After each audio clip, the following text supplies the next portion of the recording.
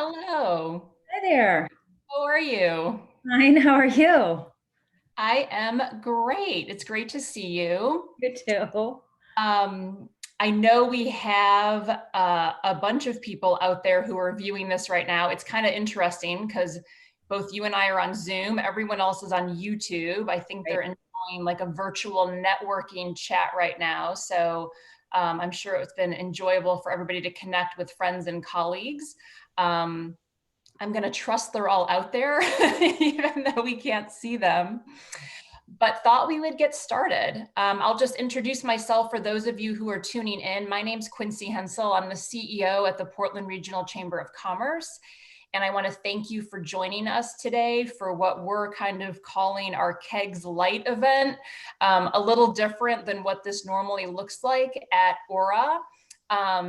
But we thought the timing of this conversation with Mayor Kate Snyder was really pretty appropriate. So, Kate, we're so glad you're able to join us today. Thank you. My pleasure. And you know, when we first reached out to Kate to do Kegs and Issues, you had just taken over your office as mayor. Mhm. We thought it would be a really neat idea to just kind of have a fun event with Mayor Snyder and get to know her a bit better, learn about why she wanted to run for mayor, get a better understanding of her vision for Portland. And then the pandemic hit. So now I feel like the whole theme of today's conversation is going to be a little bit different. But as I told you earlier today, Kate, we still want to do that fun event. Mhm. So when we do get to the other side of this, we will plan on having you back at Kegs and Issues, hopefully at Aura sometime in the not terribly distant future, where we can have a little more relaxed, just fun, get to know you type of conversation. But in light of COVID-19, and especially there's been some changes that have happened this week. I Mhm. know both you and I feel like we've run like 16 marathons since Monday. It's been crazy. Um, Although not actual exercise. Don't no, anybody be confused by that. it's No. been Right. seen on a Zoom camera for, yeah, the last 48 hours. So I thought that might be a good place to start the conversation. Again, we have about 30 minutes. For people who are tuning in on YouTube, you know, I have a few questions that I want to ask Kate, but we do want to open it to some Q&A from the audience. So please, if you have a question, please put it into the chat. And if time allows, we'll turn to those questions a little bit later in this half hour. So, Kate, on Monday, so again, in the last 48 hours, there's been quite a bit that's happened, both in the city of Portland and on the statewide level. Monday, I know the city council met. You extended the stay at home order, you made some other changes. Yesterday, the governor extended the state stay at home order and also rolled out a plan to reopen businesses. And subsequent to that, I know the city made some announcements trying to align the two. So that might be a great place to start. If you just want to touch on the council meeting, what came out of it, and then what changed or maybe clarified after the governor made her announcement. Okay. Yeah. So it has been a busy week. Monday was a regularly scheduled council meeting, and it happened to be the date that our local City of Portland stay-at-home order expired. And so we've known for weeks that we would be coming up to that expiration date. And we had a decision to make whether we would seek to renew and amend once again, which we've now done a couple of times to our local order. And so as we developed that agenda and thought about what we know and where we've been, the decision was made to look to the council to extend the stay-at-home order until May 18th, which is our second meeting in May. And there were several amendments. We actually made our way through 7 amendments that night. One having to do with real estate that got us a little closer to the state's guidance in their order. Another that aligned us with the state's guidelines in terms of construction. One that got a lot of attention was whether or not employees of both essential and non-essential businesses ought to wear masks or face coverings when interfacing with the public. And so we went about that path. On Monday afternoon, I was told that the governor would be having a press conference the next day, but I didn't know the content of the press conference. None of us did. We didn't know what she was going to come forward with, what was going to be concrete, what was going to be, sort of communications versus actual guidance versus orders. And so we made our way through Monday night's meeting just as planned, but kind of knowing something may be forthcoming, but we don't quite know what yet. And so after making our way through Monday night's meeting with our extension and our changes, we all learned yesterday afternoon together that the governor was coming forward with at this stage in the game, a pretty comprehensive plan for moving our state and our economy forward through several stages. And so my phone, text, phone, and email started to immediately blow up with questions. And several counselors checked in with me, same for them, same for city staff. And here's a sort of a kernel of what was happening. Like a theme of the texts was, can I get my hair cut on Saturday, right? Or I'm a hairdresser, can I actually start doing business on Friday?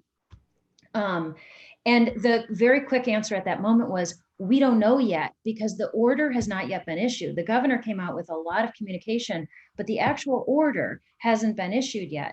And so as we were making our way through the late afternoon and evening yesterday, what we realized was that people are looking at the state's communication and they're saying, can I go with that? Like, I want to make sure I can go with that. And understandably, if somebody is able to cut hair or go have their hair cut up in Falmouth, people in Portland ought to be able to do the same thing. And so what we did last night, recognizing that both the order itself and the checklists that will be developed by the Department of Economic Development for various sectors, recognizing that both of those things are forthcoming and that the order doesn't actually take effect until Friday. We decided to do last night what we did a couple of weeks ago with regard to non-essential businesses. And we issued a press release first thing this morning that said two things. The first was that for the moment, starting Friday, we will not seek compliance with our local order, and we will follow the guidance of the state's order. And secondly, after that happens on Friday, we will be heading into a council meeting on Monday. And in our council meeting, I will be sponsoring an order to, or an action to repeal our local order and get in line with the state's order and guidance. Whether or not that happens remains to be seen. We're going to have the ability to have a full and public discussion with the benefit of public comment. As you may recall, a couple of weeks ago with the non-essential business issue, we actually went from a Friday press release into a Monday workshop. And we all got on the same page, but we spent another week operating under certain assumptions and guidance that hadn't yet been acted on by the council. So we do have the benefit this time of being able to go right back into another council meeting on Monday and take action together to potentially line right up with the state's order, and also to consider whether or not there are any elements of the local order that we ought to carry forward, or what should we do? Because Portland has done some carve outs, and as Maine's most populous city, we have considerations that we may want to talk about. I should have started with this at the start of the conversation, but I'm continually reminding myself that this is all of our first pandemic. None of us, right? It's definitely mine. None of us have been through this before. None of us have a blueprint. You don't have a blueprint. I don't. The governor doesn't. And, everyone is trying so hard to navigate this to the best of our ability, forever balancing the health of the people of Maine as the utmost priority with the economy and opening business. And I personally, and I know I can speak on behalf of the chamber and so many of our members, we are so impressed and very grateful for your leadership. You were kind of thrown into the fire. I think you were in office for 2 months before this? Three months. And it's a first for everybody. And I was particularly impressed. I know you had mentioned that there was a question last week, maybe the days run together, where non-essential services thought that they weren't able to ship goods for their business. And, we brought that to your attention immediately, and you acted so quickly. And like you said, I think we were talking about this on a Friday. you had put out like a temporary order or guidance over the weekend, allowing people to do so. And then the council met Monday and made the needed changes. So you've been so incredibly supportive of our members, and just, we're all in this together and we're all figuring it out as we go. But I just want to thank you for your leadership in all of this, because it's been extremely impressive and very needed right now. I feel like I'm part of a great team. The council and staff at City Hall, we all are in the mindset that we're learning together. We're responding daily to new information, that we're willing to pivot when needed. We're willing to have emergency meetings when needed. There's no rhythm to this, even though you might want it, because that can help us get through the weeks. But I think after a couple of weeks, we all realized there is no rhythm. And so we just have to go with it. And that's what happened yesterday afternoon and evening, is we realized at least we had a little bit of a precedent to fall back on with the non-essential business discussion that we had a couple of weeks prior. I think that was Friday the 17th. We started talking about it the evening of Thursday the 16th, and by the 17th, we had a press release out by noontime. But anyway, we had that to fall back on a little bit. But I will say that with being able to check in with the chamber, as I have, and as I know others have over the weeks, Portland Buy Local, keeping this a conversation is the most important thing, because what I learned through that non-essential business sort of hump that we had to get past was everybody actually really wants the same things. We want to stem the spread of this virus, and to protect public health, and to protect healthcare workers and the healthcare system, like job number one. Job number two is people's livelihoods are attached to their work and their businesses. And no one wants to lose sight of the impacts that these efforts that we've had. This is unprecedented. We have not been through a pandemic. I've never lived through a stay-at-home order, right? I mean, we started out calling it a curfew on March 13th, when we had our first press conference in advance of St. Patrick's Day. We called it a curfew, which is actually that's a loaded word in a variety of ways for a lot of people. So we're just learning every day, and thank you for your kind words, but we truly are in this together. I'm learning constantly from the people around me. Yeah, no, we are in it together, and we are here to help the council, to help the city however we can. So I know you and I have talked regularly throughout the last 5 or 6 weeks, and we will continue to do that. So speaking of the governor's order, and this is just something I wanted to get your thoughts on. You and I talked about this a little bit the other day, but the governor rolled out her plan yesterday to reopen businesses. It's a lot to digest. I think it's good to have a plan forward. I know some businesses are probably happier than other businesses. And the plan is really challenging for tourism. And I get it that there are health risks involved. And when we talk about tourism, we talk about a lot of people coming from out of state into Maine, and that needs to be managed in some way. And so the plan that she rolled out really has businesses who fall under tourism opening later and under some strict guidelines.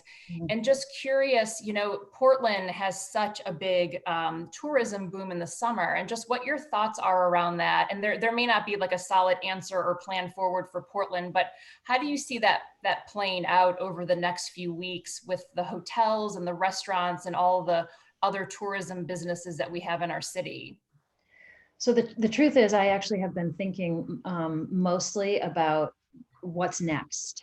So over the last 24 hours, that's where my mind has been. But I have done enough reading to recognize that the conservatism with regard to tourism is significant. And the governor has said many times in many ways that the 14-day quarantine for folks coming from out of state to Maine will be in effect. And so that's a tough vacation if you got to come and quarantine for 2 weeks. And then I don't know how many people have that much time for vacation. So I think that as you said, that's a later rollout. So we've got a little bit of time. Hopefully what we will experience over stage 1 and stage 2 is good success. So people are engaging with the economy, and the virus is continuing to be spread slowly.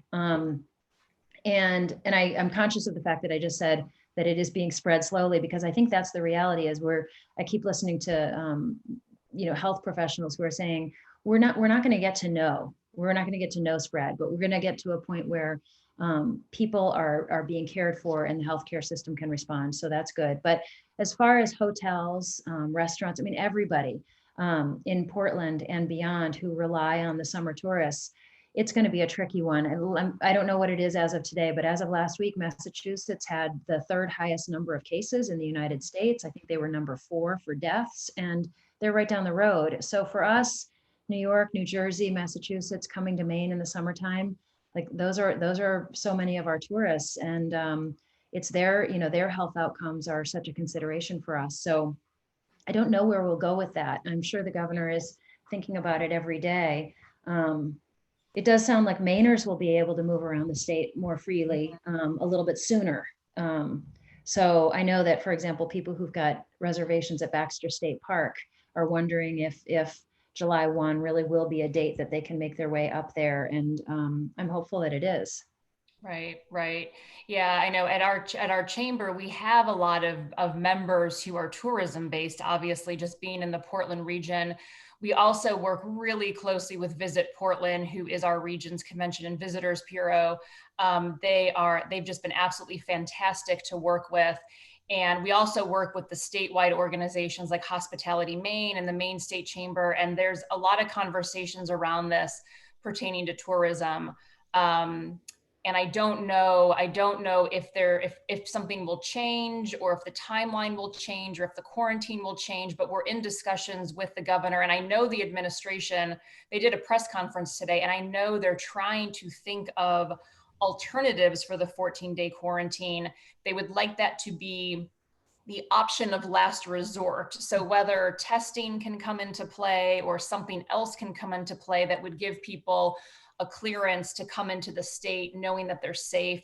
I know the state is working on that. So we'll see how quickly that can actually get pulled together. But just for people listening, I know Kate knows this, but for people who are listening, we are talking to all of the organizations and the administration on this daily, and particularly, I feel like hourly since the rollout yesterday. So more to come on that for sure. So one thing I want to ask you about, Kate, is that I know Portland is thinking about the city of Portland, and I've talked to many people who work within the city are trying to figure out how they can help small businesses. Our small business community, our whole business community is being impacted by this. Small businesses obviously have been impacted probably harder financially, and everyone's trying to find relief for them. And I know the city of Portland is working on, I'm grabbing the name here on my notes, rapid response micro loans. Yep. That might be available in the near future. I also know that the council has not finalized this yet, so you probably don't have details to share, but I just thought you might want to tee this up a little bit with those who are listening, what it is and when it might be available for people to apply for. Yeah, so actually I'm not an expert at this point in time. I've gotten a bit of a preview, and we'll get more of a preview that the community can listen in to as well on Monday night at the council meeting on May 4th. And so the Portland Development Corporation will be rolling out 3 new loan programs that are intended to help in response to COVID-19. And the first one is called the Rapid Response Program. And those are loans up to $10,000. That can be accessed by small businesses in Portland that have 2 to 8 employees. There's the option to have, or the opportunity to have 5,000 of a $10,000 loan forgiven. And the funding that will be available for that program will be up to $400,000. There's 2 more. The other is the Business Assistance Grant Program. So this is about job creation. And these are grants, not loans, grants that would be up to $5,000 for businesses who are rehiring or expanding hiring. And then the third one, which I just don't know much about right now, is the Micro Enterprise Grant Program. So I look forward to learning more about that along with the rest of the council. I think that people at city government are trying to be as responsive as they can be in terms of providing new opportunities and providing additional channels. But the other thing that we talk about every day is how can we be a municipality that is fostering a business environment that can help. And I'm sure that there are folks listening who feel like nothing's helping right now because it's just been, everything's been shut down for 6.5 weeks. And that's really, really tough. But By lining up with the state's guidance, in this most recent round with the press release this morning, that's an example of us. Like we actually want people to be able to move forward and earn their livelihoods and get back into the economy in a way that's positive, but also healthy. So one step at a time. But I think that learning more about these loan programs on Monday is going to be a good step. That's excellent. And we'll be sure to get word out to our membership about that once it's finalized. So thank you for that.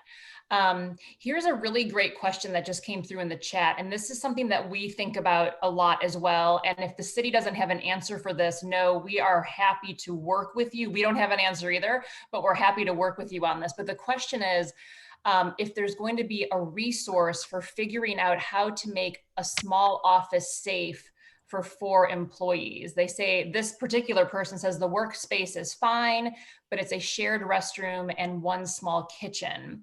I know I'm attending a webinar tomorrow where this is the topic of conversation. I don't know, Kate, if the city has resources yet, but I'm sure you have thought about that, and we're happy to help with this particular question because I know everyone's going to have it. Yeah, and the city is in the same position as a lot of other employers, which is how do we bring back employees into various city buildings, including City Hall, in a way that's safe for the employees. And then once you start allowing the public back in or your customers, how does that interface go in a way that's safe? So all municipal, I was on a call, Zoom meeting earlier this week with folks from GPCOG, and everybody's thinking about how to reopen municipal business. And so I think there's parity with the private sector. And I know that I did a tiny bit of reading today on the state's economic development website, the Restarting Maine portion of the website. And they're already providing guidance. They've got sort of a sample up there that refers specifically to the auto industry. But the whole preamble is pretty universal in terms of here's how you clean and keep clean environments where people are working. I suspect the state will actually be providing guidance because whether you're in Portland or you're in a surrounding town or you're in a different section of Maine, we're all going to be grappling with that. And so my hope is that we can work together and that we can rely to some extent on the state that has the staff resources to really do that. I mean, Portland has meaningful staff resources, but we don't have the benefit of a CDC, right? So we're all going to be looking to Dr. Shaw, who is, like just the most amazing guy. How many people do you fan club? I don't know if you know that, but he has. Well, I totally do, and I think we should have T-shirts made up or something like "I heart Dr. Shaw." But yeah, so I think that we will be in this together. We'll be learning together, and whether it's Portland or beyond Portland, people are going to need to know like how many people. And as you said, how do you figure out the bathroom situation? Right. Yeah. And I've gotten that question from other businesses, and I know that workspaces are going to look different for a while. And we are here to help businesses figure that out. So in partnership with the city, and I think you're right, Kate, I think the state is going to have some guidance around that, but we'll provide that to our members so that you can start to plan. I know businesses are going to start to go back. Some are going back on Friday. And actually, now that I mentioned that, so to the governor's plan, she is allowing businesses that fall under stage 1 businesses to open on Friday. And there is going to be a checklist. So all of these businesses who open up by stages, there's going to be a checklist and guidelines that you have to follow in order to open. And I just want people who are listening to know that if you fall within stage 1, that checklist will be available this evening. We will push it out on our own social media, and but I just want people to know that those are coming. So if you are a business who can open Friday and you're wondering how you're supposed to do that, we will have more guidance for you this evening. So stay tuned. One other thing there, Quincy, that I learned earlier today was that businesses prior to Friday can self-certify, which means once those checklists have been posted, they can reopen by self-certifying. And then once they make this certification, they'll be applying to the Department of Economic Development to get that badge or the signage so that they show that they're in compliance. But what I was thinking last night was, how's everybody going to get certified before Friday? Like the Department of Economic Development is going to be inundated. And I hope I'm not wrong here, but what I was told this morning was that the checklist will be made available. Businesses will actually self-certify. They'll make sure that they're in compliance with what the state's guidance is on those things. They can open their doors. And then through an application process and through that badge system that the state is developing, they'll be able to show. And I think they're even going to be up on the state's website as like, here's a business that complies with the checklist. That's great to know. Thank you for that feedback. Yeah, that's going to be a lot for the department to handle, but I know that they're eager to get businesses back to work as well. So I'm hoping they can figure that out. So here's more of a fun question. I know, Kate, you're aware. Fun, Quincy. What's that? You keep promising fun. I know. When do you take like really fun? Where's our drinks? First of all, I didn't bring a drink to this. I know. Are we allowed to? We should have, and I hope everyone else is having a drink on our behalf. But I know you're familiar with our Pay It Forward Maine campaign. We had rolled this out, I'm losing track of weeks, 6 weeks ago in collaboration with like 75 other organizations across the state of Maine.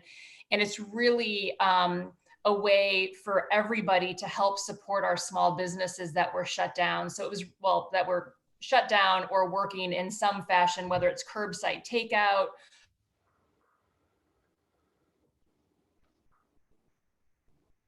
or whether you were buying a gift. That has been like the ray of like sunshine through all of this, is our ability to focus on that and what people have been doing across the state. And you did a fantastic video for us kind of heralding this as well. So thank you for that. And I'm just curious, like, what have you done yourself, or what have you seen done in the community that would fall under Pay It Forward? I do think people are being so very conscious of doing takeout and delivery for meals. And I think that people are sharing it on social media. They're sharing it in their family chat or their family text.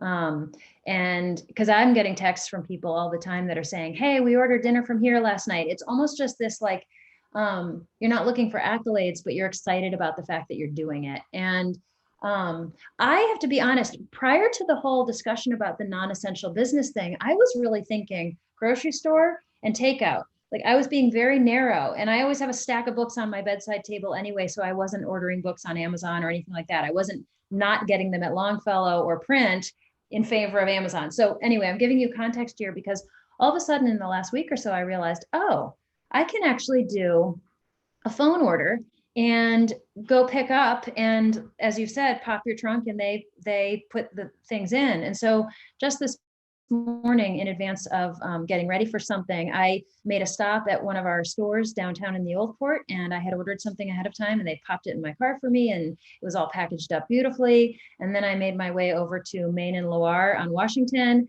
and he put some bottles of wine in the back of the car, and I felt really good about it. I just felt like this is such a fun thing to do, and they seemed very cheerful. Like I think they're psyched to do that and be there. And I think one of the challenges for all of us with retail is going to be like, what are the things in the store that I can buy, like, because they might have new product or whatever. So we're all going to have to work through that together. But I thank you for advancing that campaign and calling it Pay It Forward and getting people excited about doing social media as it relates to meals and drinks. And it certainly is extending beyond to other kind of retail establishments. But we all want our restaurants to survive, and everybody has some favorites, right? And so I keep saying to people, you have choices. You can try something new and get excited about that, or you can continue to patronize the places that you love. We have a neighborhood Thai food restaurant that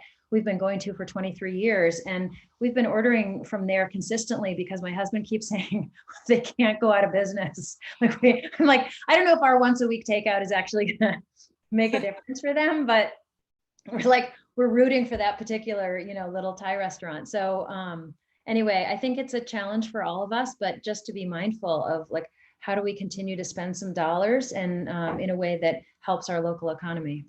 Yeah, no, I appreciate that. And I think Pay It Forward has been really a fun focus point for us. And frankly, it has helped businesses, which is why we do it, right? But for some businesses, it has been that revenue that they need to just, pay the bare essentials as they're getting through these couple of months. So thank you for participating in that, and thank everybody who's out there listening to, and we advocate that you continue to do that. We are not out of the woods, and we still have a long road, particularly for the restaurants. It's going to be a long road, and even when they open, they won't be at full capacity, so they're going to need all of our support. So please keep it up.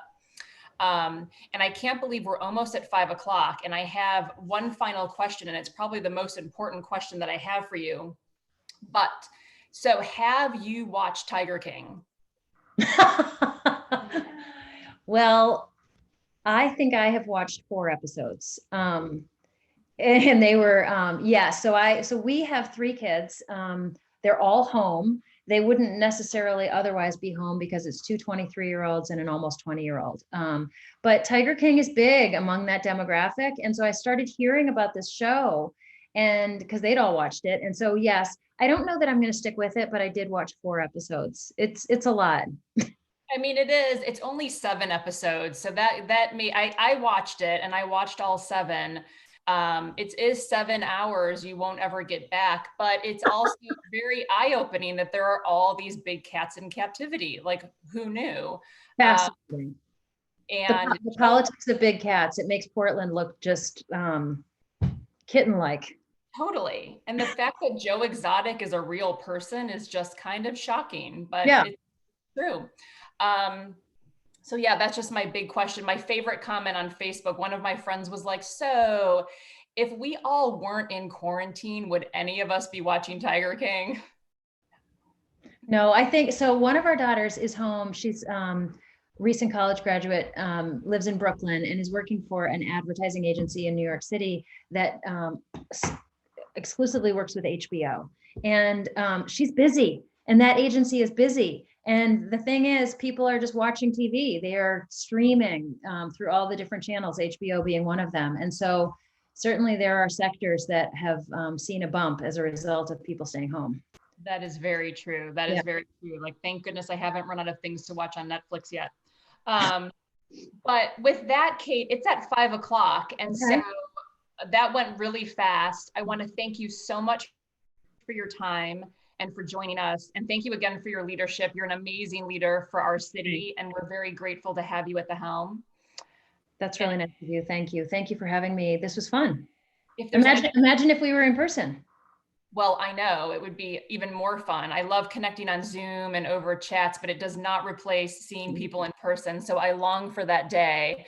And even though I don't have a glass of wine, and I don't think you do either, I want to raise a toast to you and to everybody listening. Thank you for joining us. The Chamber is standing by, and we are committed to helping our businesses get through this. So please do not hesitate to reach out to me, anyone at the Chamber, any ideas you have for the city, feel free to run it through me. I talk to Kate literally almost daily, and I know nobody has all the answers. So the more feedback and input we can get, the better we're going to survive this. Yes. So with that, thank you. And thank you everyone for joining. And we hope to see you soon on one of our next webinars. Thank you, Quincy. Bye, Kate. Bye. Thanks a lot.